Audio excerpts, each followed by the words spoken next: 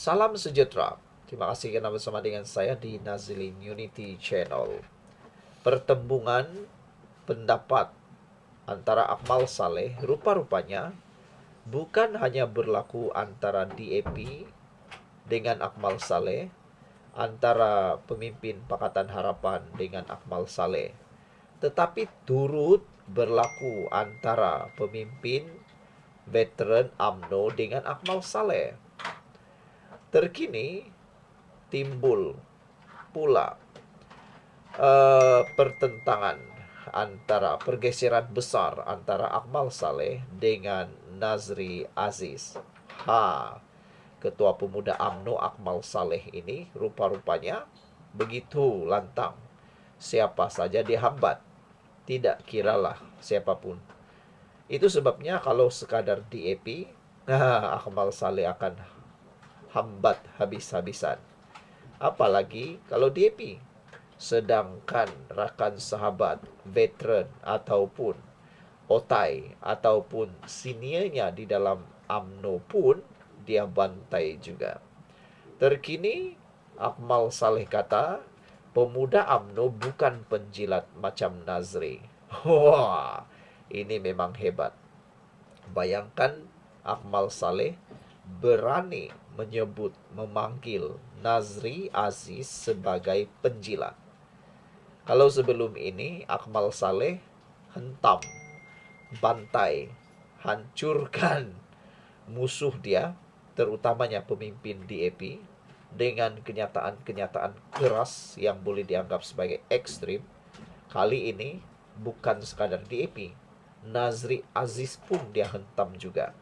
Walhal kita tahu Nazri Aziz ini juga adalah pemimpin AMNO yang lantang. Jadi saya yakin, saya percaya kita akan menyaksikan demi drama antara Akmal Saleh dan Nazri Aziz. Karena dalam satu wawancara, Nazri Aziz secara sinis menyindir, Akmal Saleh kah yang menjadi Perdana Menteri untuk menggantikan Anwar Ibrahim, apabila Nazri Aziz kata, selain daripada Anwar Ibrahim, siapa lagi yang boleh menggantikannya sebagai Perdana Menteri selepas ini menjadi Perdana Menteri ke-11? Kata Nazri Aziz, hanya satu yang boleh ganti, yaitu Anwar Ibrahim. Ketua Pemuda AMNO Dr. Akmal Saleh membalas kenyataan bekas Duta Besar Malaysia ke Amerika Syarikat Nazri Aziz dengan menegaskan, saya parti itu bukanlah golongan pengampu.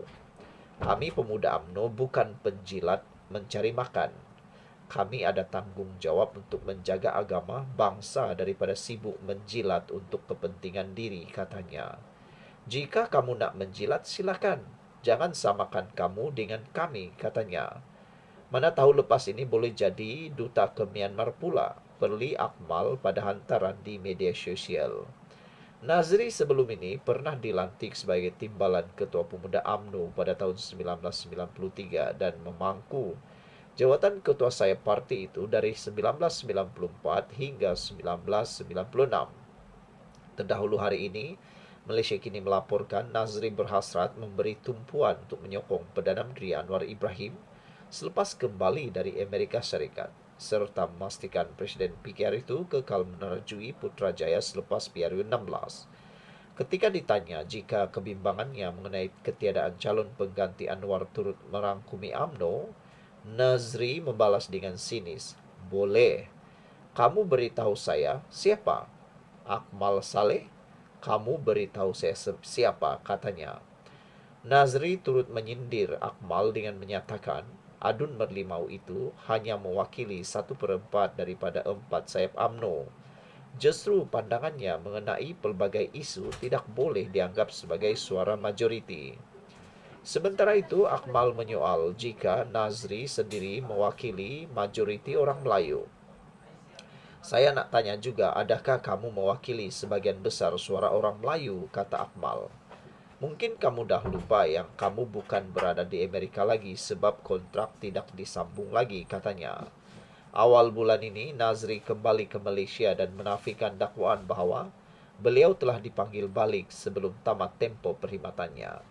Nazri menjelaskan sebagai duta yang dilantik secara politik, dia telah menandatangani kontrak 2 tahun dengan Kementerian Luar Negeri. Wow, isu ini makin menjadi panas. Yang menjadi tanda tanya sekarang ialah apa reaksi Zahid Hamidi terhadap pergeseran dua pemimpin UMNO ini. Kita tahu Nazri Aziz mungkin rapat ada sokongan terhadap Zahid. Akmal Saleh pun sama. Sekarang ini kata netizen, Zahid mungkin tersepit. Nak buat macam mana? Nak mahu selamatkan siapa? Nak mahu pertahankan siapa? Mahu pertahankan Akmal Saleh atau mahu pertahankan Nazri Aziz? Karena kedua-duanya mempunyai kekuatan pengaruh yang sama kuat. Beberapa netizen dalam ruangan komen menyatakan Greg Kancil 2336 kata, jangan suatu hari nanti jadi macam ahli parlimen macam sudahlah. Garang bukan main macam singa. Tapi selepas pemilihan ketua bahagian kena faham dengan orang lama. Ingat tu ketua pemuda UMNO, kata beliau. Baru-baru ini kita sudah tahu bahawa ahli parlimen Machang iaitu Wan Saiful telah pun kalah di dalam bukan Wan Saiful, Wan Faisal, Wan Ismail telah pun kalah dalam pemilihan ketua bahagian. Rupa-rupanya Garang hanya seperti singa, tapi akhirnya kalah juga di tangan pengundi sendiri. Beliau hanya dapat 20 lebih undi berbanding dengan Cik Udin yang dapat 100 lebih undi.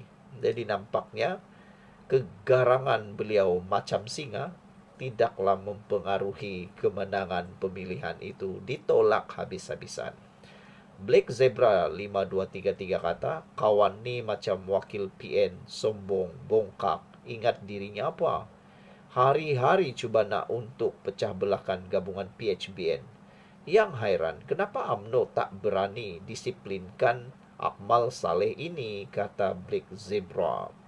Black Panther pula kata, apa nak sombong si penjilat PN ini, kata Black Panther 3884. Itulah sebelum ini Lokman Adam pun pernah kata, Akmal Saleh ini kadang-kadang lupa diri, seakan-akan beliau pula jadi juru cakap Perikatan Nasional.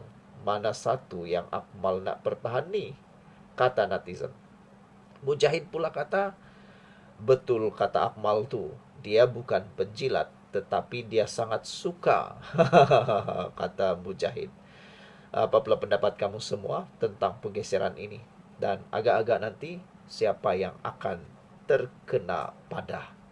Adakah Akmal Saleh akan pula dipecat? Kena jangan silap, bukannya semestinya beliau tidak akan kena tindakan. Ingat lagi dengan Khairi Jamaluddin, meskipun beliau lebih hebat daripada Akmal Saleh, tetapi tetap kena pecat juga.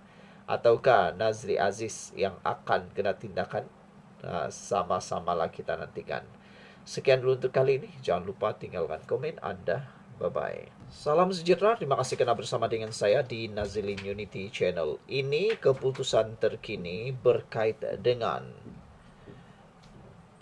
penahanan 4 orang pegawai bekas Perdana Menteri Ismail Sabri Yaakob berkait dengan kes promosi keluarga Malaysia. MCW menggesa tindakan tegas telus kepada pegawai bekas Perdana Menteri ke-9. Pemerhati Rasuah Malaysia menggesa Suruhanjaya Pencegahan Rasuah Malaysia SPRM supaya mengenakan tindakan undang-undang tegas susulan penahanan 4 pegawai yang mempunyai kaitan dengan bekas Perdana Menteri ke-9 Datuk Seri Ismail Sabri Yaakob. Presidennya Jais Abdul Karim berkata, sekiranya wujud bukti kukuh berlaku elemen rasuah, atau salah guna kuasa, pihak terlibat wajib dihadapkan ke mahkamah tanpa sebarang kompromi dan tidak boleh dilindungi atas dasar politik maupun jawatan. Ketegasan MCW ini ataupun kenyataan ini disokong oleh ramai netizen. Bagaimana pula dengan Anda? Sudah semestinya undang-undang adalah tertinggi. Undang-undang lebih tinggi daripada sesiapapun. Tidak pedulilah dia bekas Perdana Menteri atau bukan. Terbukti kini bekas Perdana Menteri Najib Tun Razak juga sudah pun menerima akibat apabila disabit kesalahan dan telah pun dihukum penjara. Begitu juga dengan isteri Najib, walaupun beliau adalah isteri bekas Perdana Menteri, tetapi itulah pun dijatuhkan hukuman juga dengan penjara dan denda.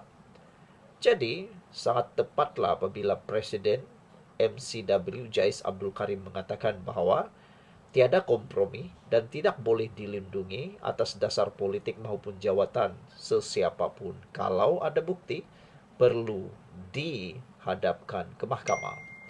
Menurut beliau, SPRM juga mesti memastikan siasatan dijalankan secara bebas, adil dan telus serta memaklumkan perkembangan kes kepada rakyat secara berkala. Sebarang salah guna kuasa atau penyelewengan dana awam perlu ditangani dengan tegas agar kepercayaan rakyat terhadap institusi kerajaan tidak terhakis, katanya. Kejadian seperti ini menunjukkan keperluan untuk memperkukuh sistem semak dan imbang dalam pengurusan dana uang atau dana awam. Justru, MCW meminta reformasi institusi dilaksanakan dengan lebih menyeluruh. Kami juga ingin mengingatkan semua pemimpin dan pejabat awam bahawa amanah yang diberikan rakyat tidak boleh disalahgunakan demi kepentingan peribadi atau kelompok tertentu, katanya menerusi hantaran di Facebook pada hari ini.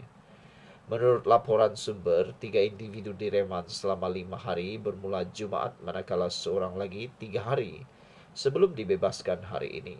Perintah reman dikeluarkan Magistrate Erza Zulaikha di Mahkamah Putrajaya. Ketua Pesuruhjaya SPRM Tan Sri Azam Baki ketika dihubungi media mengesahkan bahawa siasatan dijalankan mengikut Seksyen 16A Akta SPRM 2009.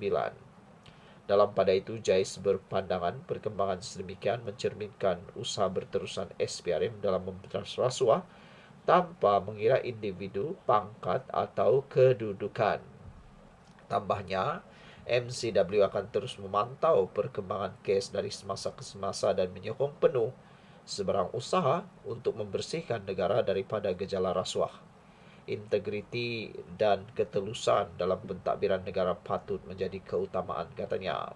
MCW mengajak rakyat Malaysia untuk bersama-sama menolak sebarang bentuk penyelewengan dan menyokong budaya integriti dalam pentadbiran negara. Sekian untuk hari ini. Jangan lupa tinggalkan komen Anda.